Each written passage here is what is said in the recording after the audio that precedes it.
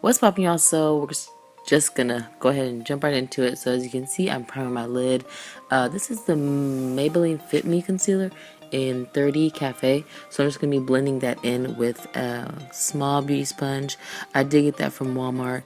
I wouldn't recommend using it if you have fat fingers like I do, because it just gets all over the place. But anyways, I'm blending that in with that, and then I'm gonna go ahead and set that with this shadow out of the Lorac Pro palette.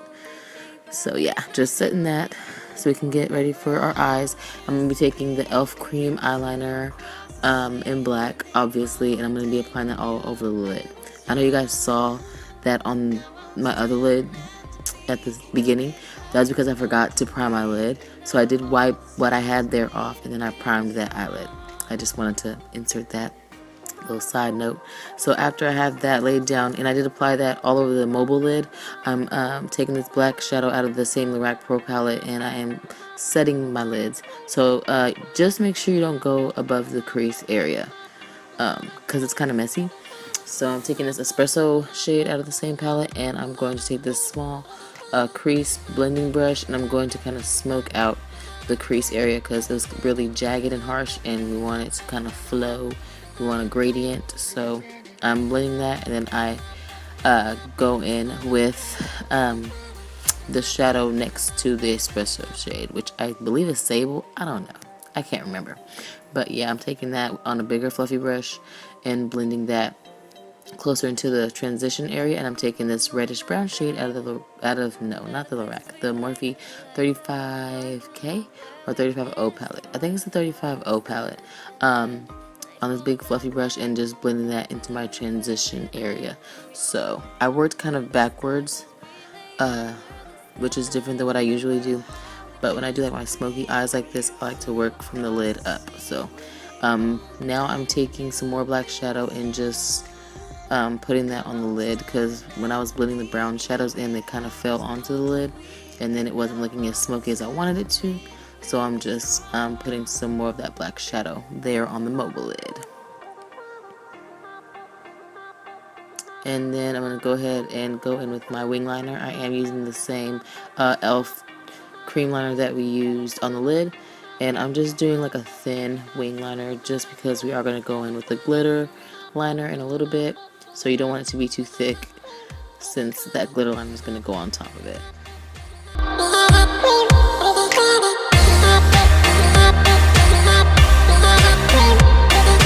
So I'm taking my NYX glitter liner, and I'm just going right above the black liner. I did speed this up because it did take me a little while. It's not really hard at all. Just make sure that your arm is really steady. So I did kind of rest my elbow on... No, I didn't. Did I? I feel like I rested my elbow on my desk when I did this. But yeah, so once that's done, I'm going to go in with primer. This is the Wet n Wild Coverall Primer. I did apply the Nivea Men's Post Shave Balm before I applied this, just because it makes my face look really smooth. So I'm just applying the Wet n Wild to cover up or fill in any pores or fine lines on my face, and also just all over my T-zone area because it does get oily, and this is an oil-free primer. So really good for that. Once I've got that applied, I'm going to take my Ruby Kisses foundation in Cognac, and I'm going to take the L'Oreal Infallible Pro Matte Foundation in 312, which is the darkest shade they have, which is freaking sad because there's women darker than me, and that shade does not even fit my skin tone. So do better, L'Oreal. I really need you to do better. I'm just blending this out with a beauty blender, and those two together have been my ride or die foundation little concoction. So now I'm speeding through everything else. I'm highlighting here. I think I'm using LA Girl Pro Concealer in Toast, which is kind of cool. It's not as warm as I would like for it to be. So I was looking kind of pasty right here. But there's a way to fix that. So after I blended all of that out, I did go in with cream contour, and I mixed LA Girl Pro Concealer in Mahogany with the Ruby Kisses foundation that I applied on earlier. So it gave me a little bit more warmth in my contour areas and kind of toned down that highlight because it was really, really light. And I'm just blending this in with my e.l.f. small stippling brush.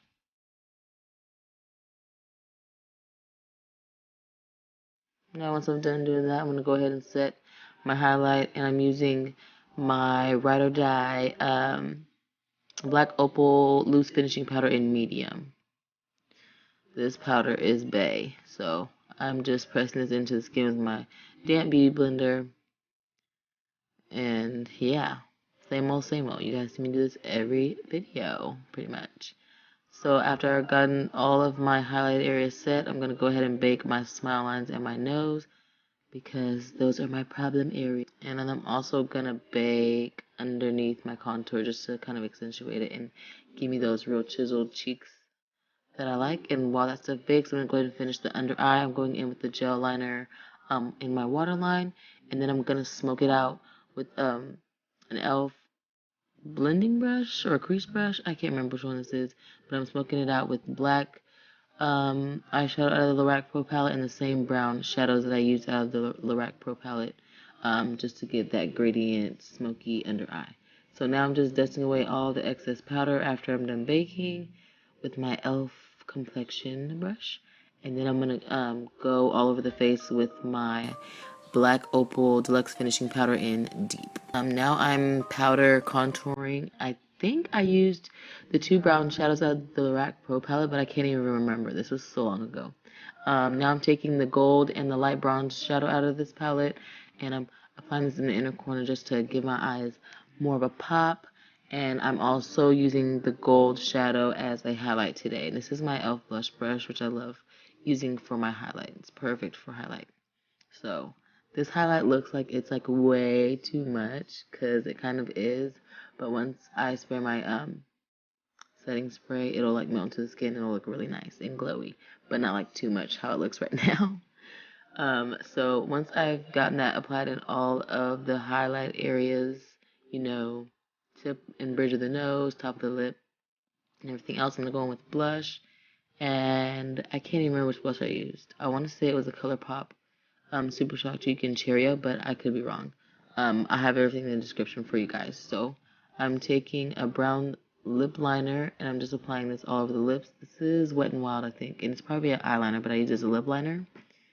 I'm just going all around the lips, and then I'm taking Milani Cosmetics More Matte Lip Cream and Covet all over my lips, and then I'm taking ColourPop's Ultra Matte Lip and Trap. And so now I'm setting my face in place with my e.l.f. mist and set, and then I let that dry, and now I'm going in with my lashes. I have been loving doing this because when I have my lashes on and then I spray my face, like, the lashes just lift up and then everything goes into shambles. It's just a hot ass mess. So I'm applying these lashes on. Here's a little picture because I forgot to do my slow-mos. I apologize. But yeah, I love this look. If you loved it, give it a thumbs up, and I will see you guys in my next video. Make sure you subscribe. Bye.